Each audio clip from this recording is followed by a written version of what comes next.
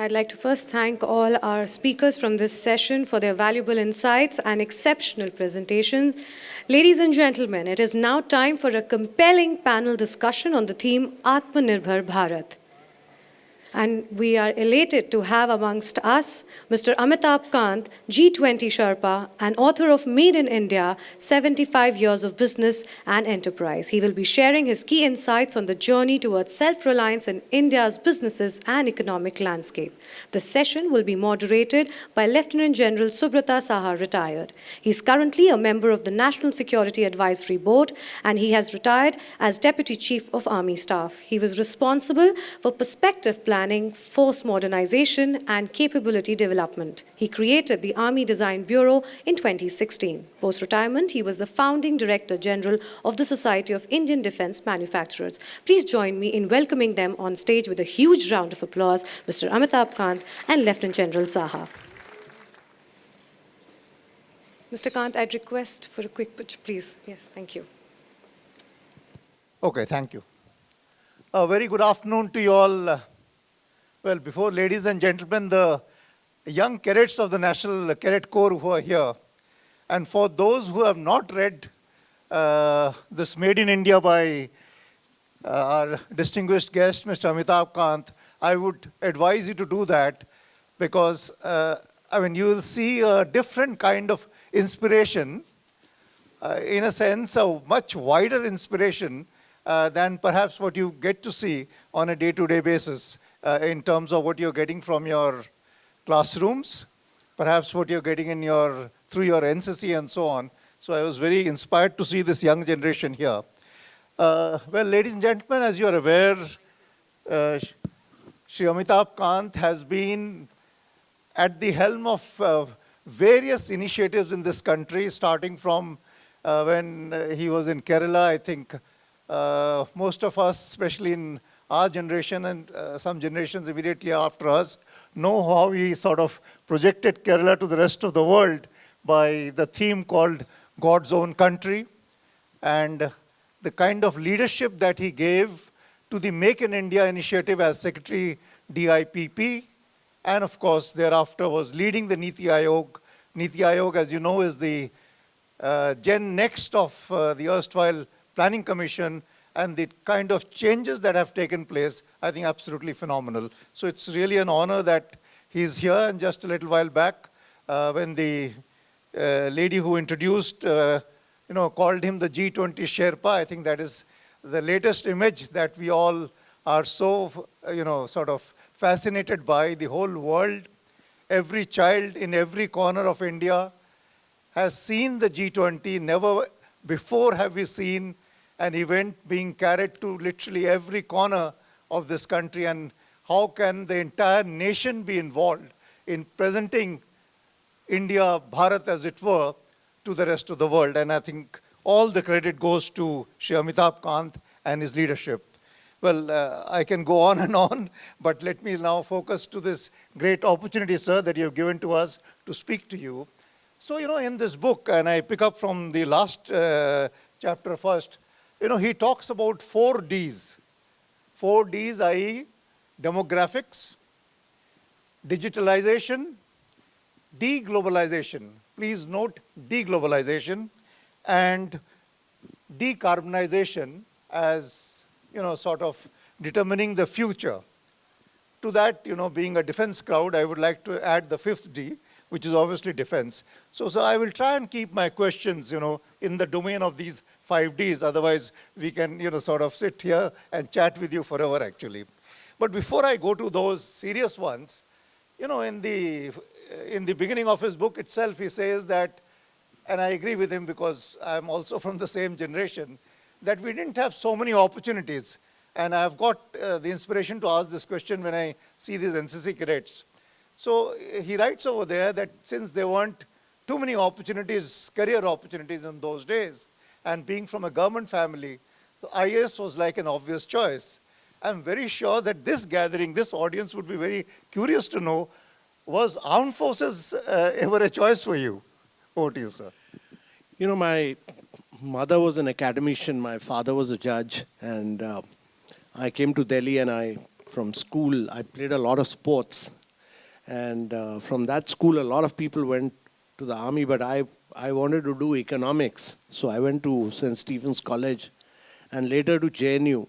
And once you've done your MA in academics, then there is, those days, people either got into the government service or they went and joined, and private sector opportunities were very limited. There was no such movement as a startup movement at that point of time.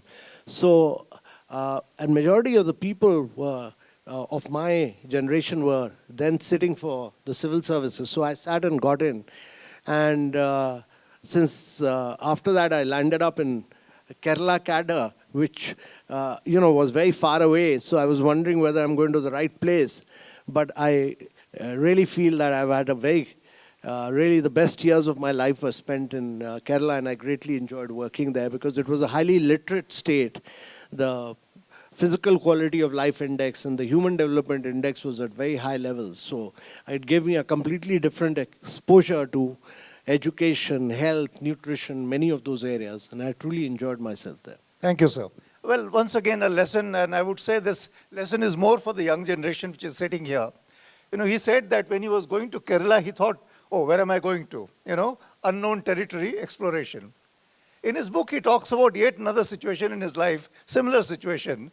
In his mind, I think post-retirement, he was quite clear that he wanted to be the chairman of the Competition Commission of India. So with that in mind, he kind of approached the Prime Minister that, can I have your blessings for this job? So the Prime Minister told him, look, you're not cut out for this. You have something else, for you. We have something else for you in mind. And when he was, assigned the CEO of Niti Aayog, I think he went through the same sentiments. Oh, this is a new job. The Planning Commission is closed. All the perks, powers are not there. So how do I manage? And we have seen exploring that new domain, what he has done for the country. And amongst that, I think the most important, as I said earlier, he was the key driver of the Make in India mission in India, and which, as he writes, was dependent on, was primarily built on three pillars: ease of doing business, attracting foreign direct investment, and of course, revamping the IPR, that is the intellectual property rights regime. You see, sir, now I find from your book also, you have transformed from Make in India to Made in India, and of course the Atmanirbhar Bharat. So in a sense, we have graduated and grown beyond the Make in India. So now, I know you have not had time to reflect, but I would imagine you must be doing it parallelly. If you were to reflect now, and if you had to rate the success of the Make in India from 0 to 9 or perhaps 10, where would you rate the success of Make in India? Well, it's important because when we started Make in India, India had a very heavy regulation. The regulatory regime was very tough, very difficult. And one of the things we focused on was making India easy and simple. The Prime Minister laid a lot of stress. So a lot of rules, regulation from our socialistic era had continued. And we started actually breaking down rules, regulation, procedures, paperwork.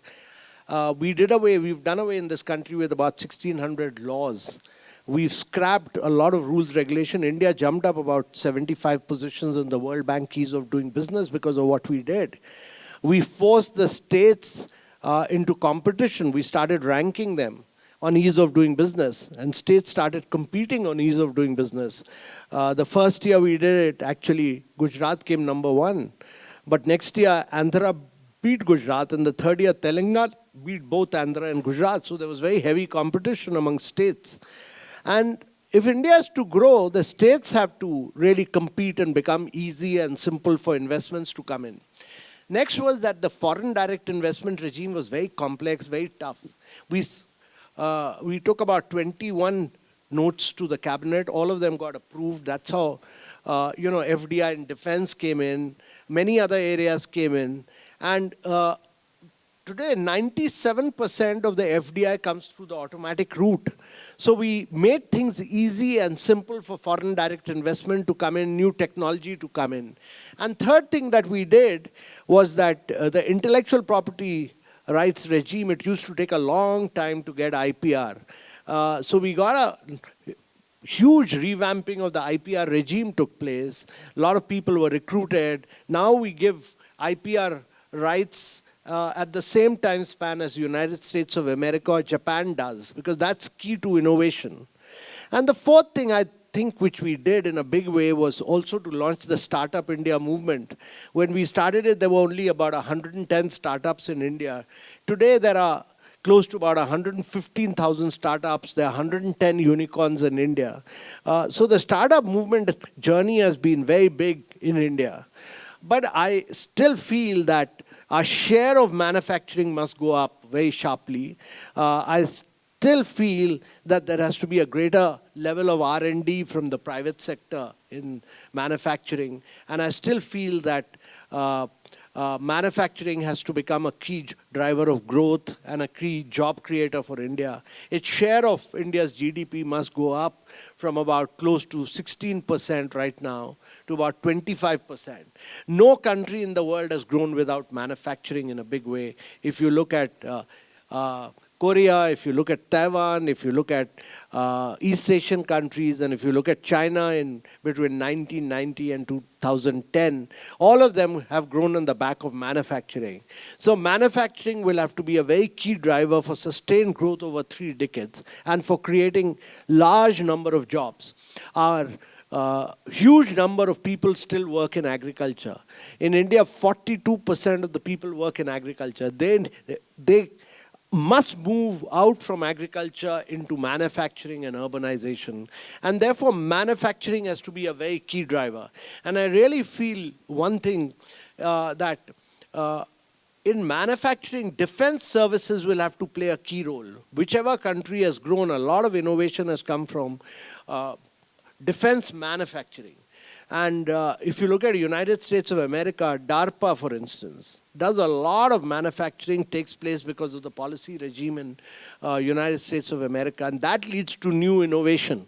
And that is really the key to the future. Thank you, sir.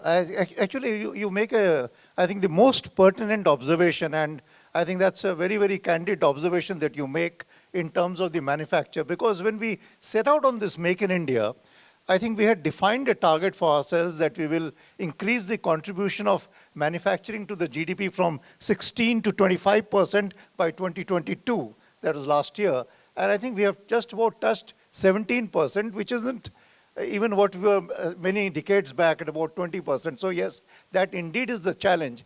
And if I recall, sometime in December 2022, Mr. Piyush Goyal, while making a statement in the parliament, he goes on to state that, look, most of the goods that we import from China are in capital goods. That means those bigger machines and so on, and the intermediate goods and the raw materials. So those 3 things Piyush Goyal brings out, in that statement in the parliament, which I think is driving the growth of all the key sectors that India is in, which you know very well, IT and so on and so forth. And the other point, which was from the same statement I draw, where he talks about, like we are having to import from China because of even our fertilizers, for example, our pharmaceuticals, for example, besides this heavy machinery and all.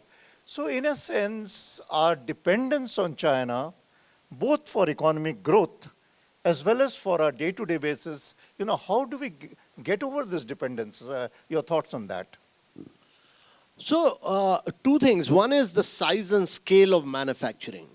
We still think small. We don't think to global size. You can't do manufacturing only for the domestic market. You've reached a stage of your growth where whatever you do, your thinking has to be global in size and scale. China was very clear that it's not looking at the domestic market, it is looking at the world as a market. It penetrated those markets. And it penetrated in a very big way. Number 2, when it penetrated the American and the European markets in a very big way, China's logistics played a very key role. So it got the right size and scale in ports, in transportation, which enabled it to cut down the cost of transportation in a very, very big way. Now, what China did in transportation, we are doing now. Our share of investments in infrastructure has moved from 1% in 2016 to about 4.5% of our GDP. So we are seeing a lot of roads, we are seeing a lot of investment in ports, we are seeing a lot of investment in railways now. So the results of this will start coming in about a decade, So the turnaround time of your manufacturing, when you do manufacturing, your turnaround time for exports at the ports must be really quick and fast. It's all just in time. And now with the extent of huge digitization that in India has done, you will see a remarkable turnaround in the coming years. But I still feel that China spends a lot more in R&D. Our spend on R&D is still very low. The private sector spend on R&D must increase very substantially. Number two is that we must get into sunrise areas of growth. You know, look at one company of China, CATL. It controls 75% of the battery, electric battery, mobile battery, 75% of the world's battery market. It controls lithium, it controls cobalt, it controls nickel. And many people don't know, but one company called BYD actually sells more cars than what Tesla sells in electric vehicle cars. So they've got into a range of new areas of growth: mobile manufacturing, battery manufacturing, electric vehicles. So India needs to get into all the sunrise areas of growth. These are areas of growth which are going to give you real value in the coming years. And the real growth to the global economy is coming from all these new areas of growth. It's not coming from agriculture. It's not coming from food processing. It's not coming from textiles. The real value add is in high-tech areas. And therefore, deep tech, India becoming a deep tech manufacturer is very, very critical in the coming years. Deep tech is what will take India into another level. Thanks. You know, this brings me to another point which I think will appeal to this audience at least. I mean, you see, at the end of the day, we have got ourselves into a strategic contradiction now. On the one hand is this border conflict, and on the other side, our trade with China is going on increasing. You know, if you see the previous financial year, 2021-22, just a year after Galwan, our imports from China increased by 45%, you know, which is quite alarming. And how do we as a nation manage this strategic contradiction? Are we creating alternatives to what we are getting in from China? Because that is not evident from the fact the way the imports are rising from China. So how do you think we would be managing this contradiction? So first of all, we must understand that if you have to be an exporter, you must import.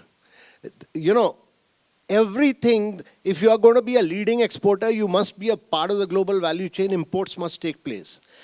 There's nothing wrong in importing. The challenge is that you have to start manufacturing in areas where end consumption is taking place. You know, if you are importing furniture, for instance, why should it not be made in India? If you are importing a lot of end items which are consumed by Indians, they must be manufactured in India. Sector by sector by sector, we must do that analysis and push our manufacturers into those areas for manufacturing. There are some items which come in and are then made as an input for exports. I have no problem in those being, because you have to import at the lowest cost to be able to export. So it doesn't matter. But all other items which are the end point of consumptions, India must have a strategic move to produce in India and ensure that there is a big movement for consumption of those items in India. Thirdly are the capital good items. And the capital good items, India must push and manufacture in India. There's no reason why China, what did it do? It took American technology, it took European technology. I mean, look at maglev, the fast speed train. It took from Siemens and then did reverse engineering. Everything it has copied from somewhere or the other did reverse engineering and started manufacturing in China. India must ensure that all capital goods, all end consumption products must be made in India, and that's the job of the private sector, and this is a huge business opportunity. So when the Prime Minister pushes for Atmanirbhar Bharat, he's talking about this, that all items where capital goods are being manufactured, where end consumer products are being manufactured, all must be manufactured in India, and Indians must consume Indian products. You see, sir, you make a very interesting observation, and the emphasis with which you are saying that capital goods must be manufactured in India. As we are all aware, we have gone through sanctions post Pokhran, and thereafter, even though sanctions were lifted, we have gone through a lot of, denials from various friendly countries also. And now there is the latest strategy beyond denial, i.e. delay. So, in a sense, if you look at it positively, that compelled us to do a lot of innovation and R&D in India. Only day before yesterday, sir, I was at the solid state physics lab down here in Atmanirbhar. The kind of work which is happening over there, and purely innovation and R&D because of the sanctions delay denial, and the kind of even high-tech manufacturing, for as much as compound semiconductors is happening over there. So when you ask them that, look, you have achieved so much, why is it not being passed on to the private sector, the private industry, for them to take it forward? So again, you see that there is a gap which is there, which the private sector is not prepared to bridge because they do not see clarity in terms of orders and so on. So in a sense, there has to be, India is a huge market, well, of course, for consumer goods, but of course, even for defense. But somewhere we see that the requirement of a symbiotic relationship that must exist between this market, the research, design, development, that relationship is not there. Yeah, so how do we handle that? No, the mistake we've made is to put up many of these R&D institutes independent, or we've established them as government institutions. You look at the United States of America, every single institution of R&D is a part of the university. It's a part of the academic institutions. There was no need to create a CSIR. All these institutions actually must be a part of the university setup. And what happens there is that academicians, young students, all become a part of the learning process. And then how do startups emerge? How does new innovation take place? It's the university, academia, research, and startups join, collaborate. I mean, look at all the top new innovations that have come up in the world. They've all come from university. Two things in the world have happened. All innovations have come from university. All gold medals for Olympics have come from university. All great sportsmen have come from university. So two things we must do is push innovation and push all these institutions which have come up. There's no need for a solid physics lab in Timarpur. There's no need for a CSIR labs all over the country. They should all be put in part of the university where young students start working and start innovating and actually make India a champion in innovation. And the third thing is ensuring that the private sector works with all these labs at the university level. The collaboration between private sector, young students, and research at the university is what makes for great innovation. That is really the key. And the private sector, all institutions in India must be forced to pass over whatever innovation they have done. Your saying and my saying that there's great innovation taking place at solid physics lab or something has no meaning. It has no meaning unless and until they don't commercialize their innovation through the private sector. Everything must be commercialized by the private sector. That is the key to making India a great nation. Great. I think a major takeaway from here, and if the USI is formulating a report out of this, I think we should be looking at a regime where it is mandatory for any engineering institute to have a research park over there, have an innovation park over there, and then I think we can see the much easier, flow of funds. Just no, you look at IIT Chennai, which has a research park, and the kind of innovative work it has done on new technologies. Absolutely. Ather Scooters, which is a top-class EV company today, has come from IIT Madras. All battery work has come from IIT Madras because there's a research park there. Young students work at the research park. They do innovation. Several students leave engineering after third year and start doing innovation work there. All your students must go to see what research park is all about at IIT Madras. And every IIT must have a research park. Thanks. Let's move away a little. One of the points that you bring out in your book, very interesting, is America's transition from being a manufacturing powerhouse to the service sector, predominantly tech and finance, was exploited by various countries, but India missed that opportunity. And now we have seen yet another, complete disruption of the supply chains because of COVID and China's aggression and so on. So now we find China plus one. Have we only been able to exploit half the opportunity, or have we done even lesser than that? No, see, there's an opportunity, and I think it's important to understand that Americans and Europeans, their relationship with China will never be the same again. All future investments will move to other countries.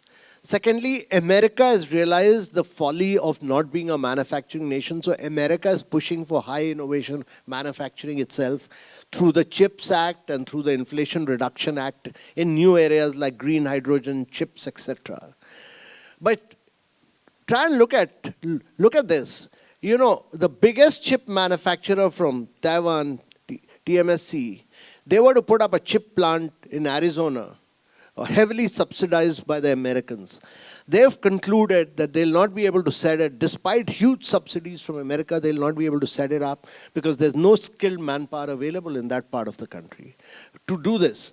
So the important thing to realize is that in emerging areas like chips, etc., you need to create an environment of manufacturing. You need a lot of skilled manpower for new cutting-edge areas.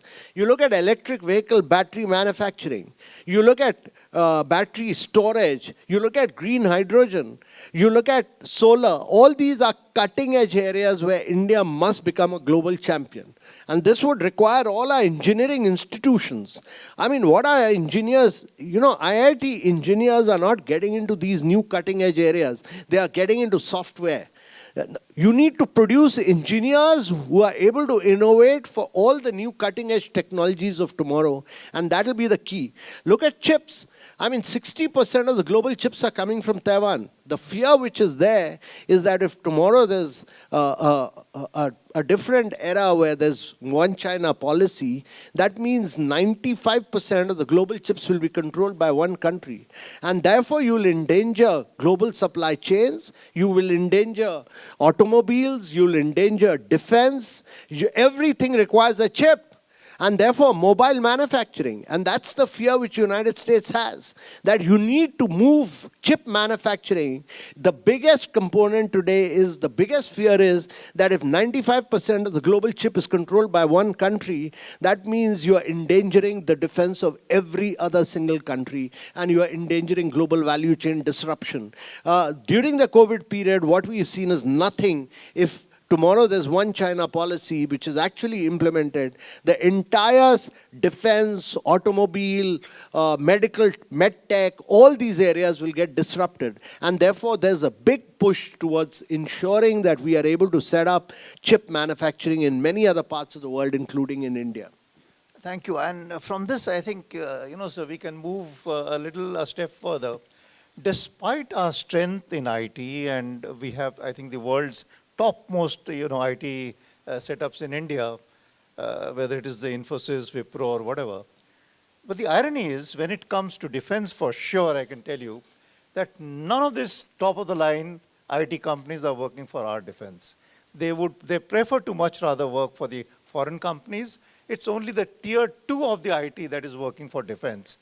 And the reason is quite apparent. It is primarily our, great desire of remaining L1 in the way we do stuff. And at the same time, linked to L1 is this, abuse in terms of underbidding and so on. So how do we, handle this situation, which requires, like you talked about, a lot of reform, 1,600 laws amended. Can we look at some kind of a reform in our financial regulations? Yeah, so, actually GFR permits you to do, now it permits you to do QCB in certain areas, that is quality come cost. The process of tender must be defined, and that is the process of tender must say that I'm going to give 70% on quality, 30% on price. So you go through a mixture of quality come cost. There's no harm. In certain areas, you must do this.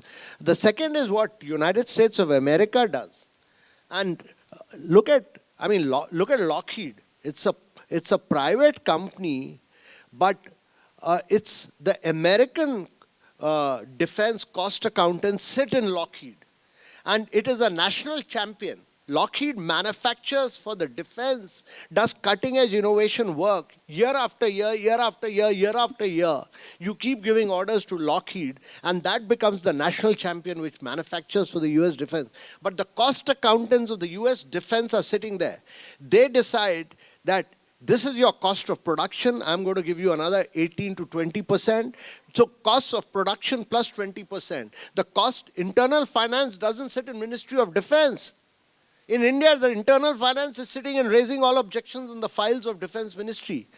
There, the internal finance is all cost accountants sitting in Lockheed, which is year after year, year after year, year after year, creating size and scale to manufacturing. And that's what needs to be done. Create 5 national champions for you. You decide who your companies will be, 5 or 6 champions, and give them order year after year so that they get the size and scale. Here what happens is you give one order on L1, next time you give another order for L1. Now the chap who has done L&T has done manufacturing for you. L&T says, I did manufacturing, I have no order for the next year, third year, fourth year, that somebody else gets it at L1. That's not the policy which is pursued in any other part of the world. So we need to totally change that policy framework. The policy framework must be that we are going to have 5 to 10 national champions where our cost accountants will sit and decide the cost of production plus 20%, whatever you want to give them, and give orders again and again and again and again so that you get the size and scale, and that company then starts doing R&D for you. That's a great one, I think, create a given number of champions and push them to the ultimate. Now, if I can move to another digitalization, well, of course, we are known today in the world, and you've driven a lot of it. What a grand success of the UPI during the G20. What next can we expect in digitalization? No, so we've done a lot. We've created the public interest layer on every Indian has an identity. Then between 2015 and 2017, the government opened 550 million bank accounts. We linked those bank accounts with Aadhaar and the mobile number. And today, every Indian, I have not used my debit card, credit card, or used my checkbook or gone to a bank. For the last several years, I do all my mobile transactions from my mobile. We do 11x more payment than what Europe and America do. We do 4x more payment than what China does. And then we moved from that to credit. So you have a number of young startups. You look at all this MobiKwik, etc., who do credit. They provide credit which is paperless, cashless. And then you have another set of startups like Zerodha, Grow, Upstock, which moved to Tier 2, Tier 3 cities and started giving wealth creation. They moved stock markets to Tier 2, Tier 3 cities and said that we will do this in 30 seconds flat. We will be able to give you, enable you to buy stocks. And therefore, wealth creation moved to Tier 2, Tier 3 cities. And then you had another set of startups, Digit and Acco, etc., who give you insurance in 30 seconds on your mobile. When I was a young officer, it took me 6 months to buy my insurance. Today, you can buy all 30 seconds, all digital, everything. That's the movement which has taken place in India. We are way ahead of other countries. We've created that infrastructure. And that has happened, we've made a technological pole vaulting. And in the world today, 4 billion people do not have a digital identity. 3 billion people do not have bank accounts. 133 countries do not even have fast payments. That's a huge business opportunity. Unlike China's border road initiative, which is a hard infrastructure, India will earn much greater goodwill if we take this digital public infrastructure to the rest of the world and take it to every single country of Global South. The soft power that you will build up will be enormous. Now that we have the opportunity of having this chat with, I think, the finest leader bureaucrat this country has produced. So, sir, if we remain with the basics, when do we expect our system of, notings and files for approval getting replaced by digitalization? Well, several places, at least in Niti Aayog, we had no files. It was all digital. I think most ministries have moved to it. Only the defense ministry is probably a laggard. Huh. But all other ministries are totally digital. Niti Aayog, there was no files. Everything was digital. I think most ministries have moved to it. I think the armed forces and the defense have to make that technological leapfrogging. Okay, now before I open it up to the public, to the audience for questions, my last one, you've spoken a number of times in between on the EVs and, green hydrogen and so on. Most of us are a little concerned, should we be investing money in buying an EV or should we wait for the green hydrogen? Because EV seems to be only a, short-term transition arrangement. So two-wheelers, three-wheelers, four-wheelers will all be electric vehicles. They'll be run on batteries. Long-distance transport, commercial vehicles, buses, the future will be green hydrogen. You need green hydrogen for refinery, you need it for steel, you need it for cement, you need it for fertilizer, you need it for long-distance transportation. That is where we import 200 billion worth of fossil fuel, which can all be green hydrogen. But two-wheelers, three-wheelers, four-wheelers, the future is all battery. So many of you who had this doubt whether to buy an EV or not, you can go ahead and do that safely, right? Yeah, because in India, 75% of the vehicles are two-wheelers and three-wheelers. So two-wheelers, three-wheelers can't be run on green hydrogen. That will require battery storage. And four-wheelers will also be battery storage. But long-distance transportation, the future is green hydrogen. Thank you. So now, can I have hands going up for questions from the audience? Yes, please. In the red shirt, or T-shirt rather. Which is one of the research institution in Delhi. So basically, even in our college, I'm now in the final year, still there are hardly any students who are going towards the research side. And the primary reason for that is that the return of investment is not seen towards the research side, and that's why I think 90 to 95% of the students are aiming for placements from the college or for higher education. So sir, even giving them a research culture in the college has actually failed to put the research, create a research mind within the student. So sir, what can be the changes which can be taken place so that more students are more interested in research and take the research side ahead? Yeah, so it's important to understand that research doesn't happen in isolation. Research has to be done by India's private sector. India's private sector spends 0.6%. In other countries like Korea, what is the extent of investment of the private sector? 7% of the private sector output is spent on R&D. Well, if private sector starts spending on R&D, they will pay the best for the best research students. You are not going to do research in isolation in your institute. You'll go and join a private sector. You'll join Reliance or Tata's to do R&D. And the challenge is that Indian private sector must spend much more on R&D so that it can attract the best talent for research. Thank you. Next hand, please. Yes, in the blue shirts, please. Yeah. MSMEs receive tax credit that is given totally to the manufacturing sector.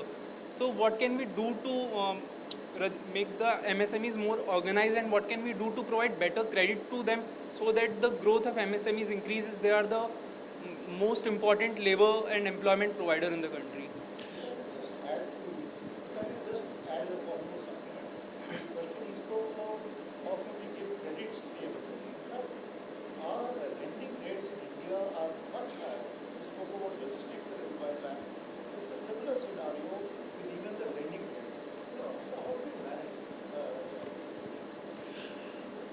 So two things. One is for MSMEs to grow in a very big way.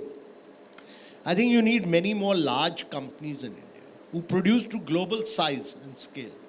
I mean, how did MSMEs come up in the automobile sector? When Maruti came in, it had Tier 2, Tier 3, Tier 4 manufacturers. These are all MSMEs supplying to the end producer, which is the Maruti. Tata's Motors has a number of Tier 2, Tier 3, Tier 4. So you need hundreds of large manufacturers who will create more and more MSMEs. There's a backward and forward linkage to them. That's very important.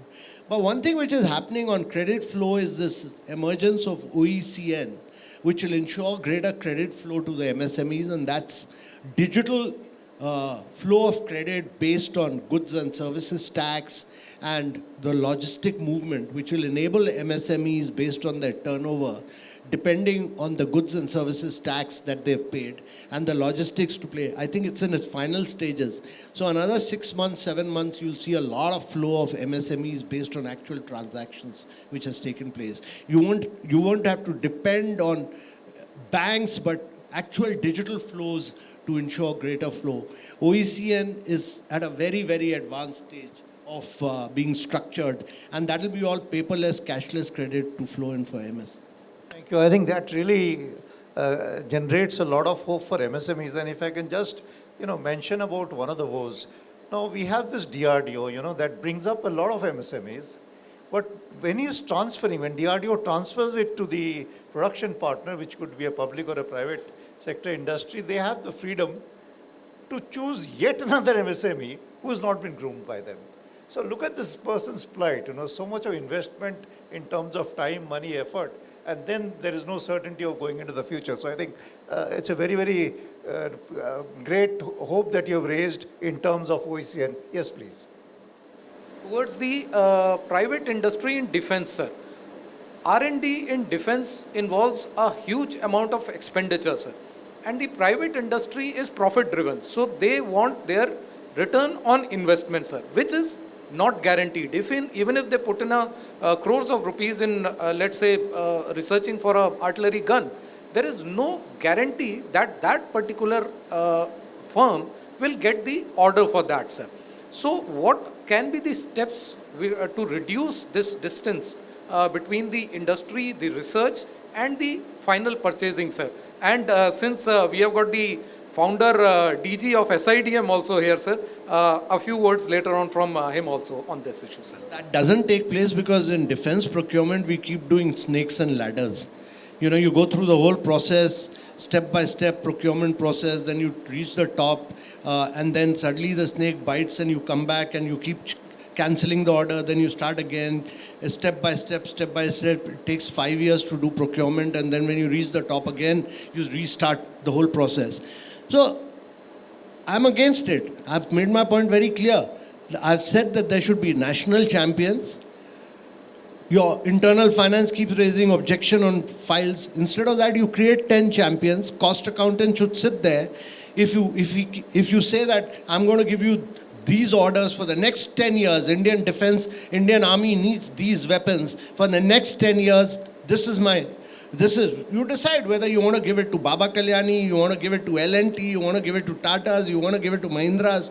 You break it up, create 10 champions, put your defense accountants, do a cost plus model. You say, this is your cost of production, 20% more I'll give you, or 18% more, 16% more, whatever you want to decide. But say that I'm giving you a steady bit of order for the next 10 years. Why will you not do R&D? That's what America does through DARPA. What does DARPA do? DARPA doesn't keep raising objections on files, no.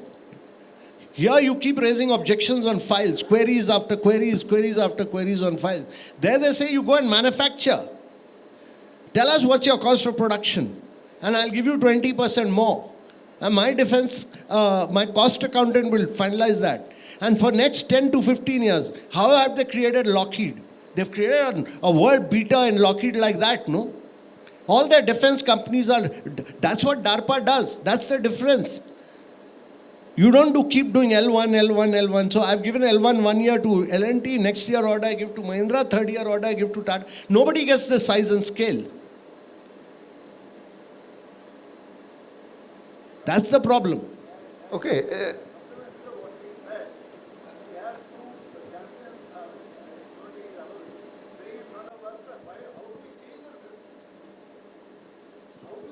I think now you have a DMA. Now you have a DMA, and you have all of them must fight and change the system. Somebody So I needs to think two of you restructure. sitting there I mean, it's are like in place too. When I became Secretary Industries, I changed the whole FDI policy. A cabinet approved it.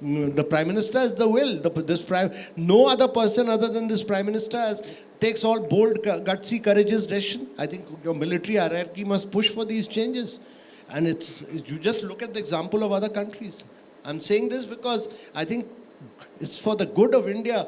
The Prime Minister is very well-meaning, very well-intentioned. He pushes for change. I've seen this every time he does this. That's what's happened in many other countries. Thank you. I can tell you one thing, a sentiment must be, in All of us have to push for change. a sentiment which must be there in many minds here. How I wish at least you were the Defense Secretary. No. I think the push has to come from all of us towards this. Thank you. Yeah, next question, please. Yeah. How do you create a civil-military fusion model with a sensible revolving door policy, at the same time staying away from the perils of military-industrial complex, as has happened in the US? Just say that again. My question is, today many technologies are being used in the civil as well as the military domain. So how do you create a revolving door policy in India wherein people rotate from academia to research, maybe probably in the ministry and the forces? So entire ecosystem is created, at the same time staying safe from the perils of the so-called military-industrial complex. Thank you. So I think it's very important that military officers have a number of institutions. They have defense colleges, they have that great institution in Ooty, they have USI, you have ITSA. Constantly, like in civil services, you move out, do some study work and come back. All of them must constantly move out to these academic institutions, do some work on what's happening in other parts of the world and come back and constantly benefit from what technologies are being developed in other parts of the world. And we must constantly evolve as serving officers, and the army officers are some of the brightest and the most brilliant officers you can ever come across. The Indian Defense Forces have the most brilliant senior officers, and they must constantly go to academic institutions, and the army provides for that. Thank you. Next question, please. Yeah. Good afternoon, sir. I am Air Marshal Sachdeva. I retired 3 years ago as DISIT's PP and FD, wherein I was the chairman of the SCAP CC and I was also secretary of the Defense Acquisition Council. During my time there, the DMA did come up, sir. The things which you need to take up, you're saying military, yes, sir. DMA doesn't have the DG acquisition under him. Then when we wrote the new DPP 2020, today it is called as DAP 2020, in March, DPP 2020 came out in March 2020, and suddenly the lockdown happened after that. The DPP 2020 draft was opened up to the open world. We received, I was a co-author to that book, sir. We received 10,000 pages of observation on it. Almost 200 reams of paper came as observation. Observation was from the military, obviously, sir, because they are the one who are going to get the equipment, and the industry. And who finally summed up the observation were the administrators of acquisition, the DG acquisition. The entire ecosystem needs to be changed, and let me tell you, sir, the DMA or the CDS or the military cannot take this initiative to change the system, because the war fighting has come to the DMA. However, the acquisition remains with the Defense Secretary. He's still he's still responsible for defense of India. But the acquisition has to be done. I was removed, the DMA, the CDS was removed as the Secretary of the Defense Acquisition Council. And the DG acquisition became the Secretary of the Defense Acquisition Council. So now the RM and the administrators decide how the whole process has to go, because the book of acquisition is by the administrators, not by the military. My recommendation is, normally this book has a life of 3 years, from 2002 till now. Every 3 years the book has gone a change. 2020 the book is now 3 years old, exactly 3 years and 1 month today, sir. We need the industry to come up with the acquisition book for us, instead of military and the DG acquisition doing it. Let the industry tell us how. There are so many people who come up with this equipment. They don't know how to sell it to us, sir, because the book doesn't permit him to sell it to us. The entire ecosystem from top, like you said, the Prime Minister is keen. he should know that the whole system needs a change. No, I entirely agree with you. You'll never get this opportunity again. You'll never get a prime minister who wants make in India. You'll never get a prime minister who wants structural reforms in the system. I'm saying this because I worked in DIPP and Niti Aayog. He wants reforms to be carried out. He's a reformist at heart. And therefore, this is a rare opportunity to rewrite it. And I think we must use the inputs of in everything that we do, we should take the stakeholders, whether it's army's inputs, whether it's the defense inputs, whether it's the industry inputs, all of them, and arrive at a very simple, easy thing. It's not difficult. You know, we've done radical changes across India, and I think this change of creating 10 national champions is really the key to further growth. Just say that I'm going to keep giving repeat orders to these 10 big national champions. You will build the size and scale. You will build an innovation culture. You will build an R&D culture, and you will build actually. You know, defense will create the innovation culture for the whole of India, and that will transform India as a manufacturing nation. I think you put it very well, sir. And in a lighter vein, if I can say it, actually it is thanks to the Prime Minister that we have been able to push it to where we have pushed it. And frankly, today we have a situation in defense, at least, where the solutions are chasing the problem. You know, and the problem is shifting around. No, but the not point picking being up made, point being made is very correct, that we need a lot of feedback from industry to this opportunity of writing it all over again as the 3 years get over. This is a rare opportunity, and we must use that opportunity to do transformational work. And the other point which you spoke about, I think needs emphasis, is to simplify the process, which you will all agree is quite complex, as it were. Yeah, next question, please. Yeah, please. The gentleman with the blue shirt, yeah. No, I said that defense procurement is a lot of snakes and ladders. Like, what are the steps to achieve it? For example, how can we strengthen the collaboration between the academia, industry, and the government, and also making the citizens part of this revolution? No, I said that all R&D of government in India spends a lot of money, resources on R&D. All of that should be put in universities. All R&D institutions must be linked to universities. Young students must use that R&D. That's how startups culture will emerge. All private sector must work through that R&D culture. All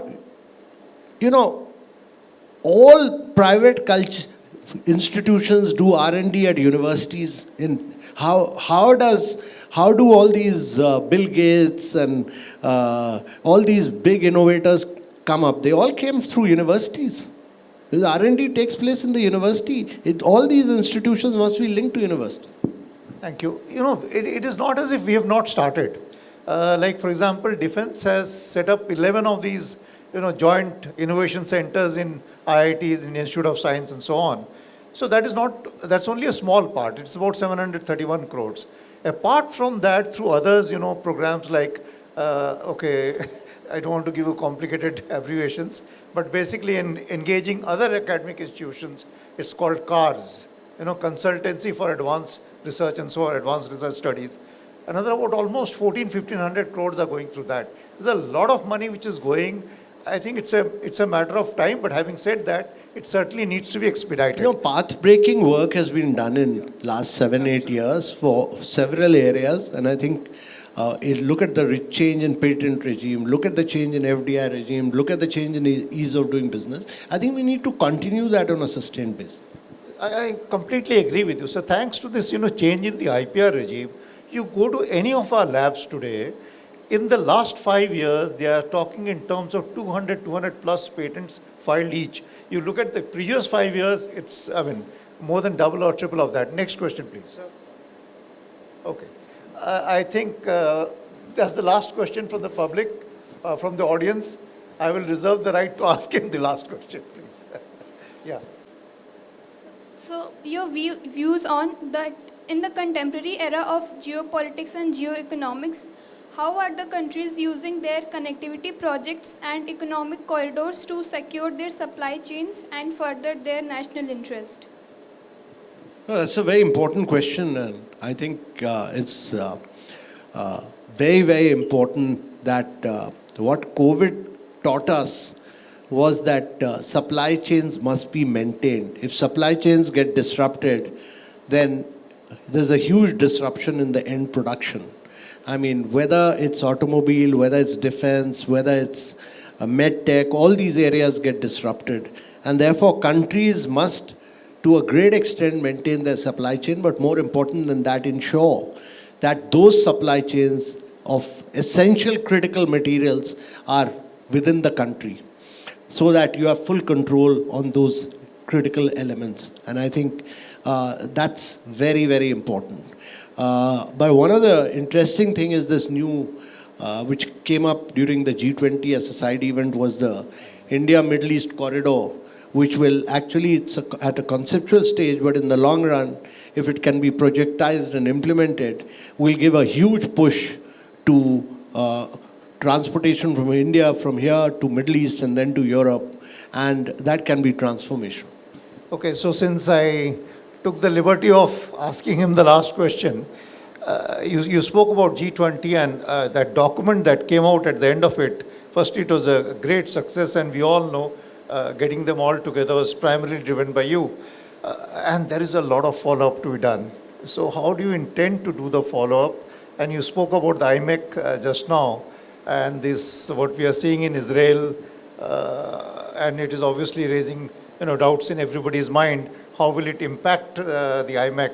So if you could throw some light on how we intend to do the follow-up, which are the major areas, and does IMEC actually get, disrupted is a very strong word. Does it even get disturbed by what is happening in Israel?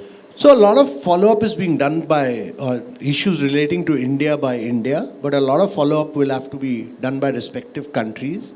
And I think we will remain a part of the Troika. So India will push Brazil and then South Africa into implementation on many of the global commitments which have been made. But there are several initiatives by India which are all being pushed by respective ministries. And then we have a virtual summit on November 22nd in which India will push for implementation in a very big way. IMEC is a long-term project. It's at a conceptual stage. I think we should continue to push for it, break the concept into projects, see what governments can do, what private sector can do, where the resources will come in from. A huge amount of work needs to be done in partnership with the US on that transportation project. But it's a big ticket project. It's very different from BRI because this project is more, it'll have to be more private sector driven. So a lot of work will need to go into this. Do you visualize too many challenges because of, short bits on the ocean and then coming to the ground and then again? No, all infrastructure projects have challenges. They need to be overcome. All big ticket projects like this have challenges, but I think they are transformational in nature. Well, I think that's all that we had time for, and all that remains for me is to, thank Shri Amitabh Kant for sparing such valuable time, sharing his insights, thoughts, and what a brilliant career and how wonderfully you have been leading wherever you have gone. We wish you very well from our side, and we do hope to see you more often, guiding us with your thoughts. Thank you very much, sir. Thanks. Great pleasure. Great pleasure.